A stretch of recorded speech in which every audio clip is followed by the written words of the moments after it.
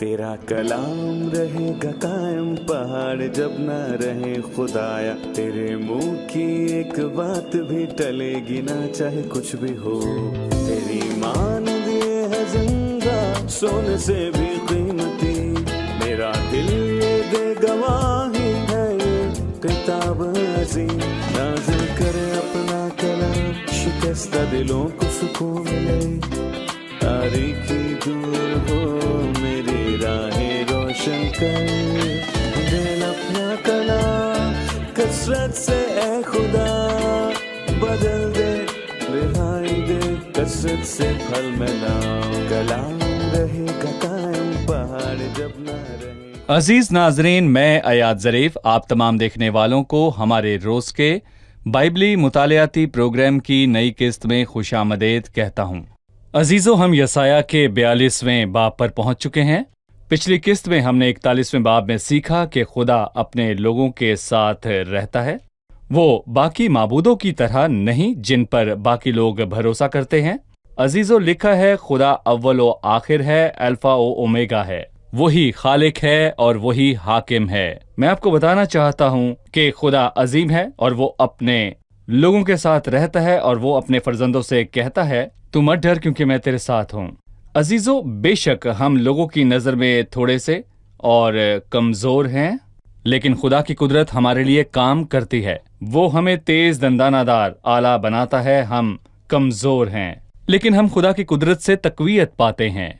आज हम एक और बात पर गौर करेंगे कि खुदा सब माबूदों से कितना निराला है। खुदा अपने लोगों के लिए क्या कुछ करता है, वो इनके साथ रहता है। अजीजों, आज हम यहूदा के खादिम के मुतालिक सीखेंगे और आज के प्रोग्राम में हम 42वें बाब का मुताला करेंगे। लेकिन प्रोग्राम की शुरुआत में मैं खुदा के खादिम भाई यूसुफ का खैर मकदम करूंगा। खुशामदीद भाई। शुक्रिया भाई। और स्टूडियो में आए हमारे दीगर मेहमानों को भी खुशामदीद।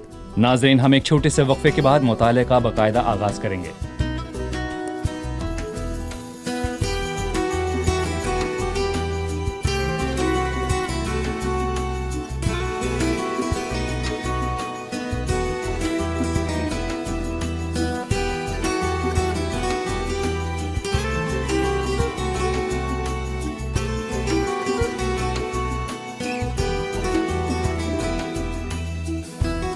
खुशामदीद भाई। शुक्रिया।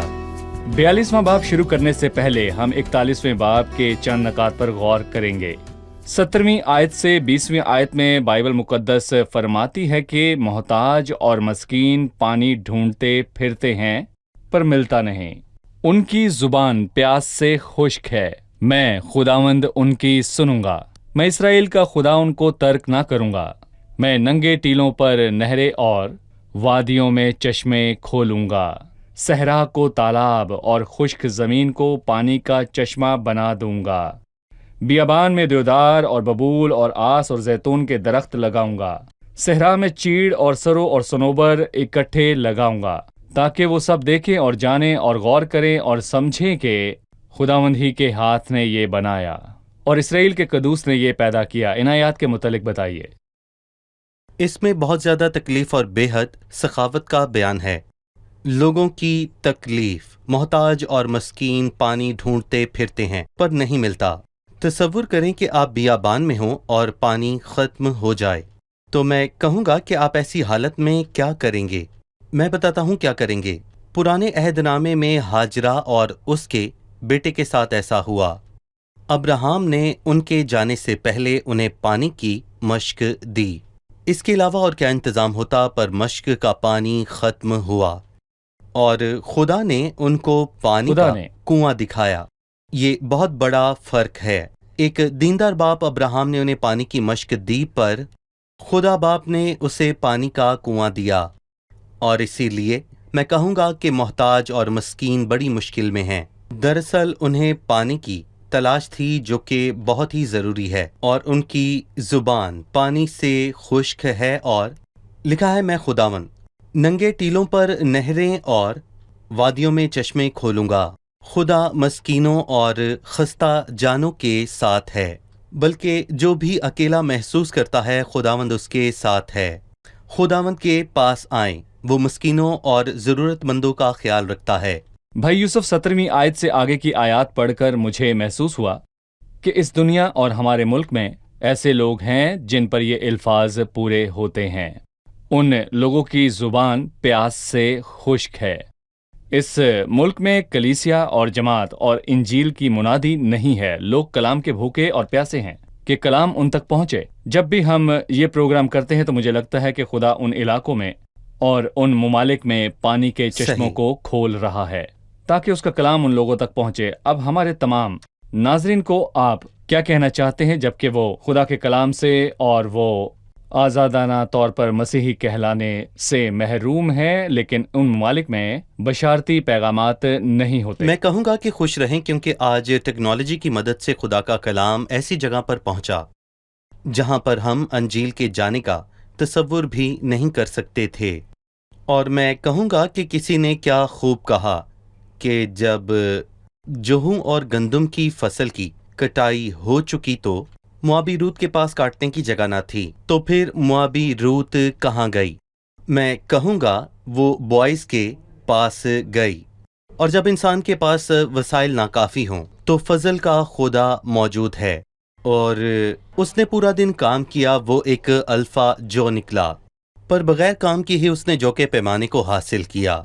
इससे साबित हुआ खुदा मस्कीन और मोहताज के साथ उनका ख्याल रखता है। ठीक है भाई यूसुफ, 41वें बाब का अगला हिस्सा 21वीं आयत से 24वीं आयत तक है।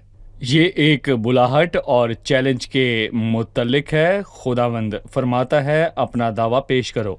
याकूब का बादशाह फरमाता है अपनी मजबूत दलील लाओ। वो उनको हाजिर करें ताकि वो हमको होने वाली चीज़ों की खबर दें। खुदावंद याकूब के खुदा और गैर मबूदों के दरमियान इस चैलेंज के कौन से पहलू हैं, हमें बताएं। 3 मरकजी चीज़ें हैं। हमसे अगली बातें बयान करो, यानी सब चीज़ों की शुरुआत क्या थी? और मैं कहूँगा कि आजकल बेदीनी फैल चुकी है कि कोई खुदा नहीं। तो फिर दुनिया को किसने तख्लीक किया? ये खुद से वजूद में आई? तो फिर हमें बताएं पहला जरासीम कहाँ से आया? पर वो हमें अगली बातों के बारे में कुछ भी नहीं बताते। वो हमें लाखों करोड़ों साल पीछे ले जाते हैं, पर उनकी बातें नहीं बताते, कुछ साबित नहीं करते। और फिर इंसान को दिमाग किसने दिया? इर्तिकाए आदम हुआ, जी हाँ। तो उनके पास ये दिमाग कैसे आया? वो उनका नहीं बताते। दूसरा चैलेंज आइंदा को होने वाली बातों से हमको आगाह करो कि कल क्या होने वाला है। और दूसरे सवाल का जवाब इंसान के पास नहीं है। तीसरा और आखिरी चैलेंज ये है कि हाँ, भला या बुरा कुछ तो करो। अलीशा ने बाल के नबियों को चिढ़ाकर कहा, आसमान से आग नाजिल करो या पानी या कुछ भी नाजिल करो, कुछ भी करके दिखाओ। पर अफसोस के वो पानी या फिर आग या फिर कुछ भी नाजिल ना कर सके, और अलीशा ने उनका और उनके खुदाओं का मजाक उड़ाया। ठीक है भाई यूसुफ, इसके बाद 25वीं आयत से 29वीं आयत तक उसने तीसरे शख्स की बात की। मैंने शुमाल से एक को बर्पा किया है, वो आ पहुंचा। वो आफताब के मतला से होकर मेरा नाम लेगा और शहजादों को गारे की तरह लताड़ेगा जैसे कुम्हार मट्टी को गूंथता है। इन आयात में किसकी बात है? हमने 41वें बाब के आगाज में और इसके आखिर में खौरस के मुतल्लिक वाज़े तौर पर लिखा देखा। 44वें बाब के आखिर में उसके नाम का जिक्र फारसी खौरस यानी कि बिल्कुल सही कहा। और उसका नाम 44वें बाब के आखिर में और 45वीं बाब की शुरुआत में आता है, लेकिन यहाँ पर महज उसका हवाला ही मिलता है। और बाइबल मुकद्दस में 2 बादशाहों का जिक्र मिलता है जो जिक्र उनके पैदा होने से हजारों साल पहले हुआ, यूसिया और खौरस। एक ने माबूद को ढाला और दूसरे ने खुदा की हैकल को तामीर किया। ये शानदार है कि बाइबल हमें आने वाली चीज़ों की खबर देती है कि मुस्तकबिल में क्या होने वाला है। मिसाल के तौर पर इसमें लिखा है कि एक सल्तनत यानी बाबुल खुदा के लोगों को असीर करेगी। यर्मिया ने कहा कि वो 70 साल तक वहां रहेंगे। बाइबल मुकद्दस ने फरमाया कि खोरस बाबुल की सल्तनत को तबाह करेगा। भाई यूसुफ, बाइबल मुकद्दस खुदा की किताब है। जी हाँ, जी बिल्कुल, खुदा जी की। बिल्कुल। अभी हम एक रिपोर्ट देखेंगे, उसके बाद मेहमानों से सवाल लेंगे। अगर खुदा हमें अपनी राहें पहले ही बयान कर दे तो हम ईमान से आगे ना बढ़ते। उसकी राहें अजीब हैं, वो हमें नए اور شاندار تجربات سے گزارتا ہے، تاہم ہم اس کے فضل کو جانے کہ وہ ہماری مدد کرتا ہے۔ وہ اپنی حکمت اور برکت سے ہمارے معاملات سنبھالتا ہے۔ ضروری نہیں کہ چلنے سے پہلے ہمیں راہ دکھائی دے، اپنے رہنما پر بھروسہ رکھیں، وہ کافی ہے، کیونکہ وہ شروع اور آخر سب جانتا ہے۔ ہم جانتے ہیں کہ 25ویں آیت میں خورس کا ذکر ہے، وہ مستقبل میں آئے گا۔ لکھا ہے، میں نے شمال سے ایک کو برپا کیا ہے، وہ آ پہنچا۔ یہ نبوت ابھی پوری نہیں ہوئی، یہ ماضی کی بات ہے یا مستقبل کے؟ اس کو بیان فرما دیجئے۔ اگر یہ لفظ مستقبل کی پیشن گوئی ہیں تو فعل ماضی کا استعمال کیوں ہوا، یہ بتائیے۔ دیکھیں، یہ نبوت کا طریقہ ہے اور یہ پیشن گوئی ابھی بھی پوری نہیں ہوئی، پر فضل ماضی کا استعمال ہوا ہے، اور اس کا یہودا 14ویں آیت میں بیان ہے۔ دیکھو، خداوند اپنے لاکھوں مقدسوں کے ساتھ آیا تاکہ سب آدمیوں کا انصاف کرے، اور خداوند ابھی عدالت کرنے نہیں ابھی آیا۔ پوری نہیں ہوئی۔ یہ پہلی پیشن گوئی ہے۔ ہنوک آدم کی 7ویں پشت میں تھا، اس نے یہ پیشن گوئی کی۔ یہ فعل ماضی میں لکھی ہے۔ فعل ماضی میں بیان کرنے کا مطلب کہ اس کی تصدیق کی کہ یہ مستقبل میں ضرور ہوگا۔ اس کو یوں نہیں لکھ سکتے کہ یہ ہوگا یا یہ ہوا۔ دیکھیں، اس کا واضح مطلب ہے کہ اس کی تصدیق کی، اور مسیح اور اس کی صلیب کے متعلق نبوت بھی یوں ہی لکھی ہے۔ پر خداوند نے ہم سب کی بدکاری اس پر لاد دی۔ اس کی قبر شریروں کے درمیان ٹھہرائی گئی اور وہ اپنی موت میں دولت مند کے ساتھ موا، اور یہ سب فعل ماضی میں لکھا ہے تاکہ تصدیق ہو کہ یہ سب آنے والے وقت میں ضرور ہوگا۔ اس میں تکمیل ہونے یا نہ ہونے کا سوال نہیں ہے، اس کی تصدیق ہوئی ہے، ایسا ہوگا۔ بالکل۔ بھائی یوسف، اب میں 42ویں باب کی طرف آؤں گا، آپ ہمیں اس باب کے متعلق بتائیے اور اس باب کا موضوع کیا ہوگا؟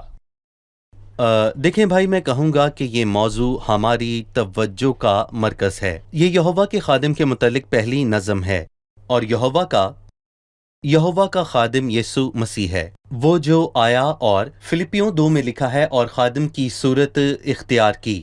وہ یہوہ کا سچا خادم بن کر آیا، جبکہ باقی سب ناکام ہوئے، اور اسرائیلی قوم خدا کی خادم تھی پر وہ بھی ناکام ہوئے۔ اس نے خدا کو جلال نہیں دیا، اور اس باب میں ناکام ہونے والی قوم کا واضح ذکر ہے۔ خداوند نے کہا کہ قوم ناکام ہوئی، اور اسی لیے وہ خود آیا، یہوہ کا کامل خادم۔ اور یسایہ کے دوسرے حصے میں 4 نظمیں موجود ہیں، 4 ابواب 42 اور 49 اور 50، اور 53ویں باب میں 4 نظمیں موجود ہیں، اور پھر یہوہ کے خادم، اور اس میں کہوں گا کہ مختلف صورتوں کی بات کی گئی۔ باب کی تفصیل جاننے سے پہلے بھائی یوسف، فلپیوں 2 باب میں خداوند کے خادم نے لکھا ہے اور خادم کی صورت اختیار کی، یہ خداوند کے لیے کیوں کہا؟ وہ خادم کیوں بنا؟ وہ اس لیے نہیں آیا کہ اپنی مرضی پوری کرے۔ یوحنا کے 6 باب میں لکھا ہے، کیونکہ میں آسمان سے اس لیے نہیں اترا ہوں کہ اپنی مرضی کے موافق عمل کروں، بلکہ اس لیے کہ اپنے بھیجنے والے کی مرضی کے موافق عمل کروں۔ وہ خدا کے جلال کے لیے مصلوب ہوا، اور وہ اپنی مرضی پوری کرنے نہیں آیا، یسایہ 48 میں لکھا ہے۔ اور اب خداوند خدا نے اور اس کی روح نے مجھ کو بھیجا ہے، کیونکہ اس کو جس شخصیت نے بھیجا اس لیے وہ اس کا خادم ہے۔ اور یہ الفاظ میں کہوں گا کہ کسی دیوتا کے لیے نہیں ہے، مسیح اپنی بشریت میں، بالکل مسیح اپنی بشریت میں پچھلا آدم زندگی بخشنے والی روح بنا، وہ خدا کی مرضی پوری کرنے آیا، پہلے آدم کی نسبت جو انسانیت کے گرنے کی وجہ بنا، وہ یہوہ کا خادم بنا۔ بھائی یوسف، 42ویں باب میں لکھا ہے، دیکھو میرا خادم جس کو میں سنبھالتا ہوں، میرا برگزیدہ جس سے میرا دل خوش ہے، میں نے اپنی روح اس پر ڈالی، وہ قوموں میں عدالت جاری کرے گا، وہ نہ چلائے گا اور نہ شور کرے گا، اور نہ بازاروں میں اس کی آواز سنائی دے گی، وہ مسلے ہوئے سرکنڈے کو نہ توڑے گا اور ٹمٹماتی بتی کو نہ بجھائے گا، وہ راستی سے عدالت کرے گا، وہ ماندہ نہ ہوگا اور ہمت نہ ہارے گا جب تک کہ عدالت کو زمین پر قائم نہ کر لے، جزیرے اس کی شریعت کا انتظار کریں گے۔ یہاں متکلم کون ہے؟ یہوہ یعنی یہوہ خدا۔ کیوں وہ مسیح کے خادم بننے سے خوش ہے؟ اس کے متعلق کیا کہیں گے؟ یعنی اکثر خادم اپنے مالک پر فخر کرتا ہے، لیکن یہاں پر ان 4 نظموں میں جن کا ذکر میں نے ابھی کیا، مالک اپنے خادم پر فخر کرتا ہے۔ دیکھو میرا خادم جس کو میں سنبھالتا ہوں، اور میرا برگزیدہ جس سے میرا دل خوش ہے۔ در حقیقت ہم جانتے ہیں وہ خادم ہے، اور اس کے ساتھ ساتھ وہ لشکروں کے خداوند کے ساتھ کھڑا ہوتا ہے، وہ خدا کے برابر ہے۔ فلپیوں 2 میں لکھا ہے کہ خدا کے برابر ہونے کو قبضہ میں رکھنے کی چیز نہ سمجھا، بلکہ اپنے آپ کو خالی کر دیا اور خادم کی صورت اختیار کی۔ خدا مسیح سے خوش ہے، اور اس نے مسیح کے لیے کہا، دیکھو میرا خادم جس کو میں سنبھالتا ہوں، اور میرا برگزیدہ جس سے میرا دل خوش ہے۔ 1 تا 4 آیات میں یہوہ کے خادم کی خصوصیات ہیں مسیح اپنی بشریت میں۔ 1 تا 4 آیات میں مسیح کی کون سی خصوصیات کا ذکر ہے؟ ہم اس نظم کو کیا عنوان دیں گے؟ میں نے پہلے بھی کہا کہ یہ ایک نظم ہے، اور پھر 49 اور 50ویں باب میں، اور پھر 52 مطلب 52ویں باب کے آخر میں، اور پھر 53ویں باب میں نظمیں لکھی ہیں۔ میں کہوں گا کہ اس کا عنوان ہے اختیار اور راستہ، پر اس کامل خادم کا راستہ کون سا تھا؟ لکھا ہے، میں نے اپنی روح اس پر ڈالی۔ مسیح اور روح القدس کا تعلق یسایہ کے 3 باب میں موجود ہے، اور یسایہ 11 ہم پڑھ چکے ہیں کہ خداوند کی روح اس پر ٹھہر گئی۔ یسایہ 61 میں لکھا ہے، خداوند خدا کی روح مجھ پر ہے، کیونکہ اس نے مجھے مسح کیا تاکہ حلیموں کو خوشخبری سناؤں۔ یسایہ 42 میں لکھا ہے، میں نے اپنی روح اس پر ڈالی، وہ قوموں میں عدالت جاری کرے گا۔ اس نے 7 خصوصیات نفی میں بیان کی۔ وہ نہ چلے گا، نہ شور کرے گا، اور نہ بازاروں میں اس کی آواز سنائی دے گی۔ اور میں ان کو کہوں گا خادم کی خوبیاں اور کاملیت، خادم کی حلیمی کہ وہ نہ چلے گا اور نہ شور کرے گا، اور نہ بازاروں میں اس کی آواز سنائی دے گی۔ اور پھر 2 اور خصوصیات ہیں، وہ مسلے ہوئے سرکنڈوں کو نہ توڑے گا، اور نہ ٹمٹماتی بتی کو بجھائے گا۔ یہ پست حال لوگوں کے لیے حوصلہ بخش ہے، یہ گناہگاروں کے لیے صبر ہے، اور خداوند پست حال لوگوں کا حوصلہ بڑھاتا ہے، اور وہ ناراستوں اور گناہگاروں کے ساتھ صبر سے پیش آتا ہے۔ اور پھر 4 آیت میں لکھا ہے کہ وہ ماندہ نہ ہوگا اور ہمت نہ ہارے گا، موسیٰ اور ایلیا کے برعکس، کیونکہ موسیٰ ماند پڑا اور ایلیا نے ہمت ہار دی، لیکن یہوہ کا کامل خادم ماند نہ ہوگا اور نہ ہی ہمت ہارے گا، اور یہی سچ ہے۔ صحیح۔ بھائی یوسف، آپ ہمیں 5 تا 7 آیات کے بارے میں بتائیں۔ ان آیات میں خداوند کے کاموں کا ذکر موجود ہے، آپ پہلے اس کی خصوصیات اور پھر اس کے کاموں کا بیان کریں۔ جی، اس نے کہا، میں خداوند نے تجھے صداقت سے بلایا، میں ہی تیرا ہاتھ پکڑوں گا اور تیری حفاظت کروں گا، اور لوگوں کے عہد اور قوموں کے نور کے لیے تجھے دوں گا۔ اور اس نے زمینی لوگوں کے لیے نہیں بلکہ لوگوں کے عہد اور قوموں کے نور کے لیے تجھے دوں گا۔ اور یہ بیان کرتا ہے کہ مسیح کے آنے پر کیا ہوگا، اور وہ صرف اسرائیل کے لیے نہیں، بلکہ میں کہوں گا کہ یہاں پر یہ لکھا ہے کہ لوگوں کے عہد اور قوموں کے نور کے لیے تجھے دوں گا، کہ تو اندھوں کی آنکھیں کھولے اور اسیروں کو قید سے نکالے، اور ان کو جو اندھیرے میں بیٹھے ہیں قید سے چھڑائے۔ ایسا ہی ہوا مسیح کے ایام میں، اندھوں نے آنکھیں پائیں اور روحانی جھگڑے ہوئے اور لوگوں کو آزاد کیا گیا۔ ایک عورت 18 برس سے ابلیس کی گرفت میں تھی۔ مسیح نے کہا، اے عورت، تو اپنی کمزوری سے چھٹ گئی، اور مسیح نے حرف بہ حرف ایسا کیا۔ مستقبل میں یہ الفاظ پورے ہوں گے، یہ مسیح کی سلطنت کی برکات ہیں، یعنی خداوند اندھوں کی آنکھیں کھولے گا اور بڑی مصیبت میں قید لوگوں کو باہر نکالے گا، ان کو 1000 سالہ بادشاہی میں لے آئے گا۔ جی، یہ سب ہوگا۔ میں کہوں گا کہ یہ 35ویں آیت میں واضح طور پر لکھا ہے، اس وقت اندھوں کی آنکھیں واق کی جائیں گی اور بہروں کے کان کھولے جائیں گے، اور یہ مسیح کی سلطنت کا بیان ہے۔ وہاں کوئی اندھا نہ بہرا نہ لنگڑا ہوگا۔ تو 1000 سالہ بادشاہی کی برکات ہوں گی، خداوند اسرائیل کے لیے نہیں بلکہ پوری دنیا کے لیے آئے گا، پوری دنیا، اسرائیل کے لیے اس کا بادشاہ بن کر، اور دنیا کے لیے ساری زمین کا بادشاہ بن کر آئے گا۔ صحیح۔ آئیے مہمانوں سے ان کا سوال جانیں۔ میرا سوال 18ویں اور 19ویں آیت سے ہے۔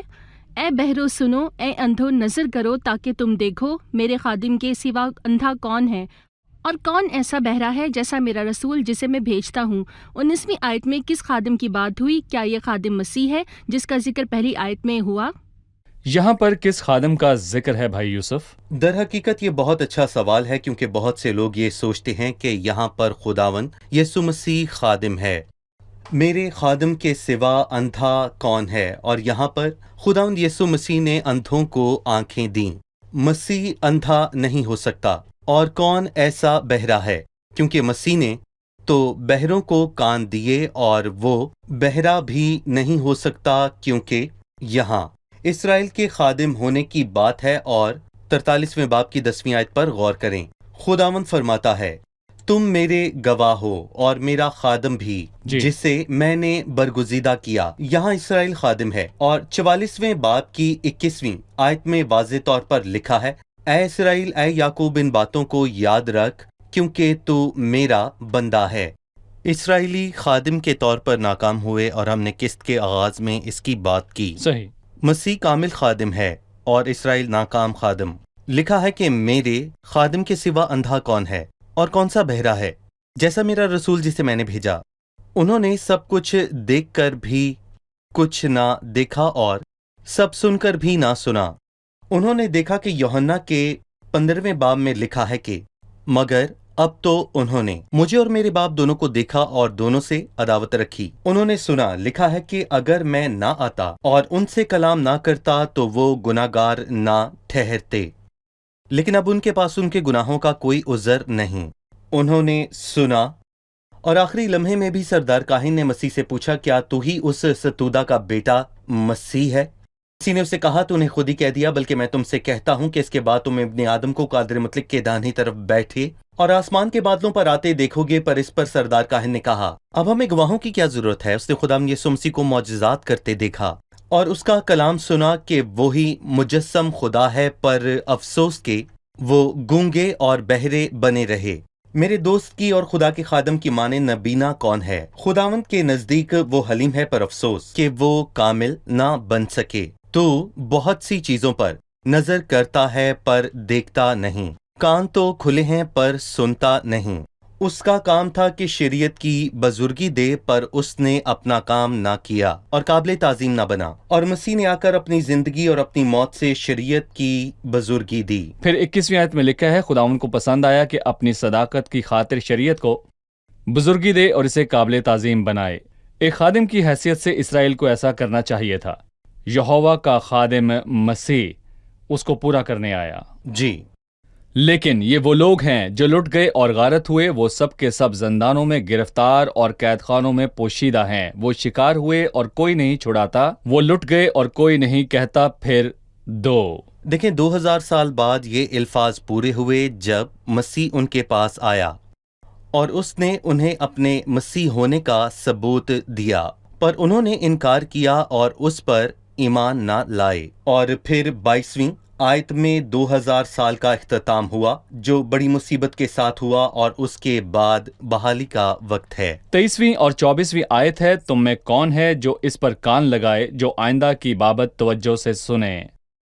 کس نے یعقوب کو حوالہ کیا کہ وہ غارت ہو، اور اسرائیل کو کہ لٹیروں کے ہاتھ پہ پڑے؟ کیا خداوند نے نہیں، جس کے خلاف ہم نے گناہ کیا، کیونکہ انہوں نے نہ چاہا کہ اس کی راہوں پر چلیں اور وہ اس کی شریعت کے تابع نہ ہوئے۔ ورنہ بابل کے لوگ اور مادی اور فارسی یہ سوچتے کہ انہوں نے اپنی طاقت سے ان لوگوں کو تباہ کیا۔ دشمن کو خداوند کے لوگوں کے خلاف متحرک کرنے کا اختیار بھی صرف خداوند کے پاس ہے۔ خداوند کے پاس ہے۔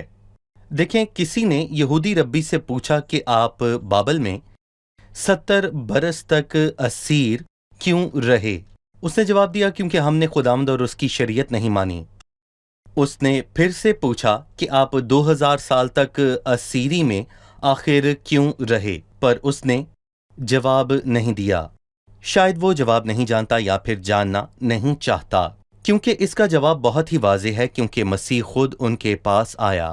انہوں نے اس کو رد کیا اور مصلوب کیا، اور اسی لیے ان پر یہ مشکلات آتی ہیں۔ اور کسی نے یعقوب کے حوالے سے کہا کہ غارت ہو، اور اسرائیل کے متعلق کہا کہ لوٹیروں کے ہاتھ میں پڑیں۔ کیا خداوند نے نہیں، جس کے خلاف ہم نے گناہ کیا، کیونکہ انہوں نے نہ چاہا کہ اس کی راہ پر چلیں؟ شکریہ بھائی یوسف، خداوند آپ کو برکت دے۔ اب ہم مہمانوں سے ان کی رائے جانیں گے۔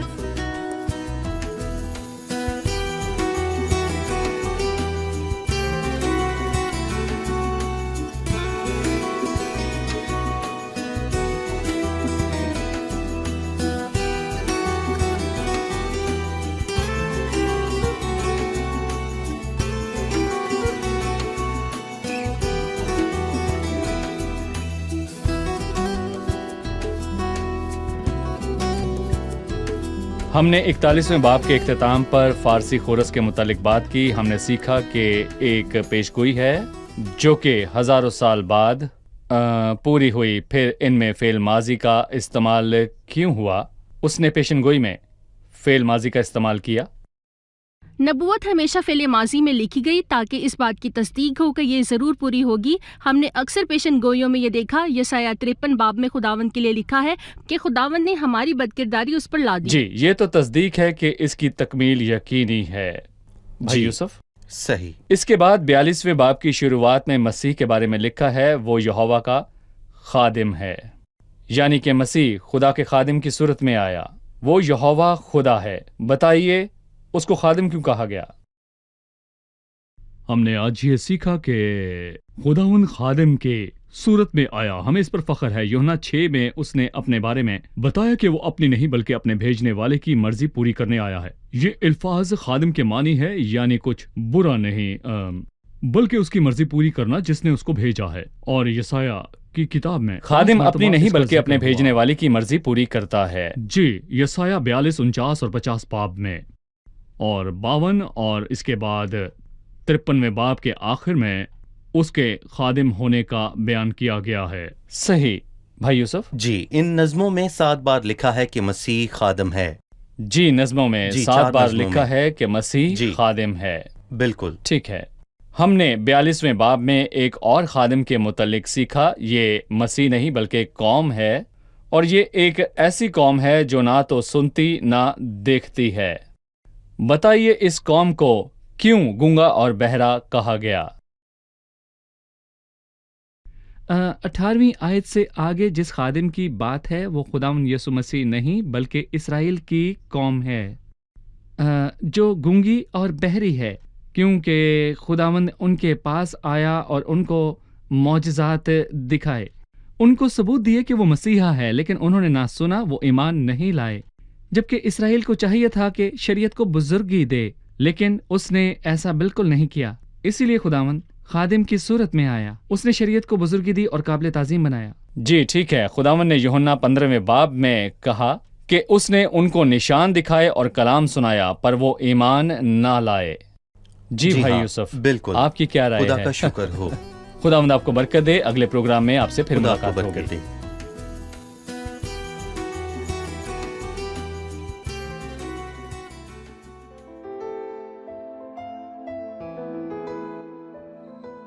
تیرا کلام رہے گا قائم پہاڑ جب نہ رہے خدایا. تیرے منہ کی ایک بات بھی ٹلے گی نہ چاہے کچھ بھی ہو.